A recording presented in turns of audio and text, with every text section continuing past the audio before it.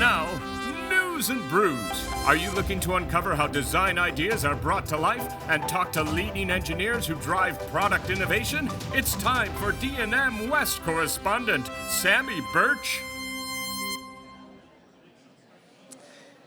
Well, good morning, everybody. I'm here with Sai Nelaturi. He's a CEO at a stealth startup for AI.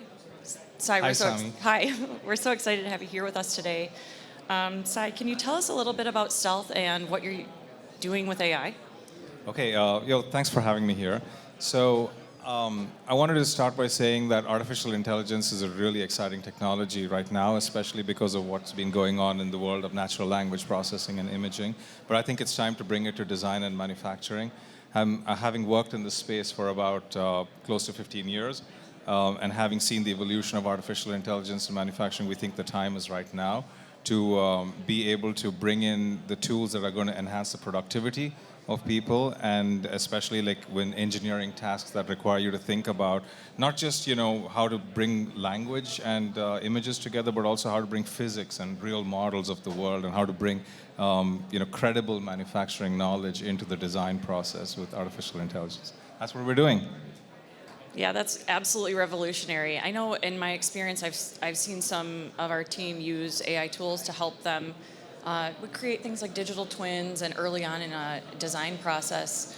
Can you be a little more specific about how we use AI to help support the value chain of manufacturing? Is there one industry that might benefit more than another? Could you just speak a little bit to that? Yeah, so I think anywhere where we're using computation, we can use artificial intelligence, right? So this can be early on in the design process. For example, if you're trying to be innovative with the kinds of designs that you're coming up with, there has been this field of artificial intelligence called generative AI for design, or generative design. People have used that for technologies like additive manufacturing to be able to come up with very novel designs that you can't make otherwise, taking advantage of what the manufacturing process can offer. Or it could be further along in the value chain where you're actually looking at the data that you get from machines to be able to do preventive maintenance, to be able to understand the state of health of machines, to be able to do diagnostics, to be able to do preventive maintenance, and the ability to manage assets better. So all the way from concept to production and end-of-life use, I think there's a place for artificial intelligence. And in the manufacturing process itself, right, like how you plan your manufacturing processes, how you take advantage of the resources that you have to get to as much cost efficiency as you can, is often a very difficult problem for people to solve, even with large teams, because the options are just so huge. And so AI is just a great tool to be able to help us navigate all those options and be able to give us that ability to choose which directions to go in, as opposed to having to do all of that searching ourselves. So it's a sort of symbiotic relationship, the way I see it. That's just amazing. I think it's going to really change the way that we work. Can you speak a little bit to people who might be a little hesitant? I think there's been us using this term AI a lot more in the last year than we've seen it in the past. As somebody who's been in the space for a long time, what would you say to somebody who's like, oh, AI is going to take over all of our jobs, or has this kind of sort of fear of technology? Could you advise somebody that maybe it's not as scary as it seems? Yeah, absolutely. I mean, you see, in 2015 or 2016, when I was at Park, we built an AI for manufacturing tool that would do automated machining process planning or quoting for parts. And it was an AI tool that could look at a 3D model and tell you how to make it using a set of machines and tools that you had. And when we showed this to machinists for the first time, the initial reaction we got was, well, that's not exactly accurate. I could do this better. And there was a sort of hesitancy of being able to accept that an artificially intelligent system could get this far, right? And our premise was never really to replace the machinist or to replace anyone, right, like in the process. It's to be able to help them come up with solutions faster. That is my main benefit for artificial intelligence, the benefit I see from artificial intelligence.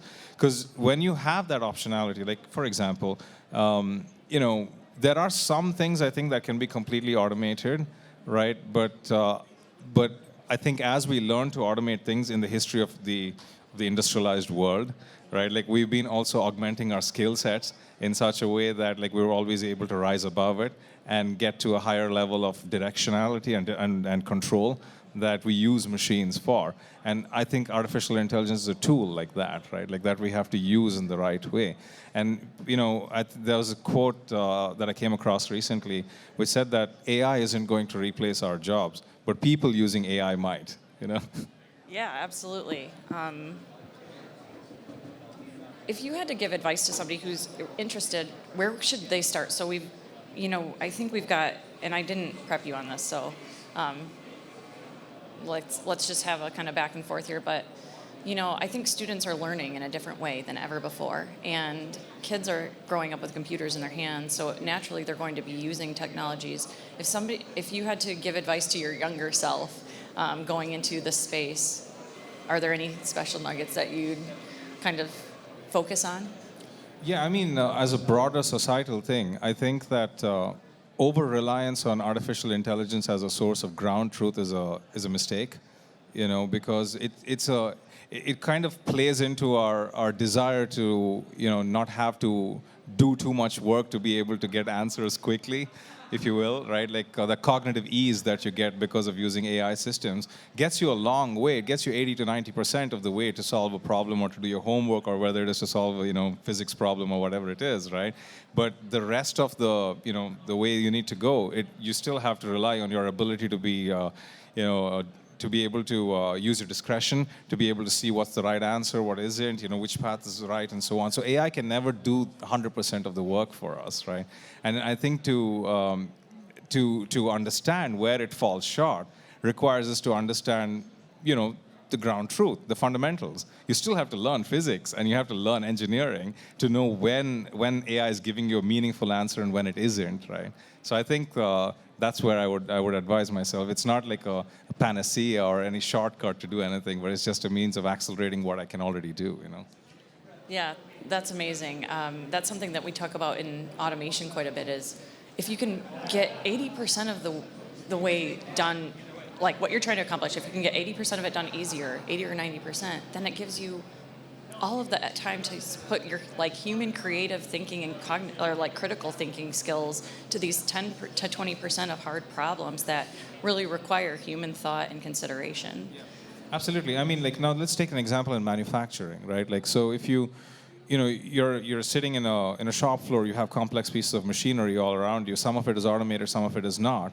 And AI is not, for the foreseeable future at least, is not going to be able to have a complete model of this shop floor to the extent that a human engineer with experience has, right? It can help you with parts of the problem. It can tell you where things might be failing or where you can improve your processes. But that ability to see things that it does not model into its knowledge base or into its data set that it's used to build its intelligence from is still with the human. And AI systems are not universal. They're only as good as the knowledge you put into it. And whatever knowledge you don't put into it, well, that needs to be accounted for. And people are the people to do it, right? Absolutely. The physical condition that surrounds the system in manufacturing is obviously going to have an effect on it, so you can't predict everything. Yeah, exactly. I heard this story once from a gentleman at Boeing who said that their tolerances in their shop floors were going off because of the moon, because they were too close to the coast, and then the gravitational pull of the moon, especially at full moon, and was kind of shifting the foundation ever so slightly that they couldn't figure out the right tolerances. Stuff like that is our solutions AI is never going to give you. What an interesting situation to have to, after all of this trial and error and figuring out what the problem is, it's actually the moon. It's pretty amazing that they figured it out, right? They just modeled the data over a very long period of time, and they found out it had a cyclical frequency once every 28 days. I wonder what happens then, right? That's amazing. Well, Sai, you are speaking today. Could you tell us what people can expect from your talk today at 1:15? Yeah, so I'm going to be at a panel, The Emerging Frontiers of Generative Artificial Intelligence. It's hosted by Aditya Raghupati from Schematic Ventures, and Juan Apricio from Reshape Automation will be joining me in that discussion. So we're going to be talking about how to start thinking about adopting generative AI in manufacturing. I think some of the questions we discussed today might come up in a different form over there, but I think manufacturing has been data rich for some time, at least in pockets. And we've seen how artificial intelligence can be so beneficial in other industries. How do we start bringing it into manufacturing? Where in the value chain do we start? Where does it help you design? Where does it go in manufacturing? We're going to be addressing all of those questions and a little bit of the history of AI too. Perfect. Well, Sai, is there anything else that you'd like to tell us about the stuff you're doing at Stealth or about your talk today that viewers might want to take away with them? Well, I'll talk a little bit about what we're doing. And, one of the big problems we see today in mechanical engineering and design is that most of the tools that we have, the software tools that we have on the early stage design side, are more towards designing parts, individual parts that you see in a CAD software, for example. But physical products, real products, are assemblies of parts. And so the amount of software support that's there to be able to think about how to analyze, design, and optimize assemblies, both in their design and their fabrication, is kind of limited. And I think artificial intelligence has a big role to play over there, and we're exploring that right now. And the problem we're solving really is to try to design assemblies with as few parts as possible. And when we do that, if we can make that happen, then there's huge supply chain benefits. So that's what we're doing, and we think AI can actually solve it, or help us solve it. That's great. I'm so excited to see the future of Stealth. Thank you. Thanks. Yeah, I'm Thanks for excited joining too. me today. Thank you so much, Sammy. Thanks.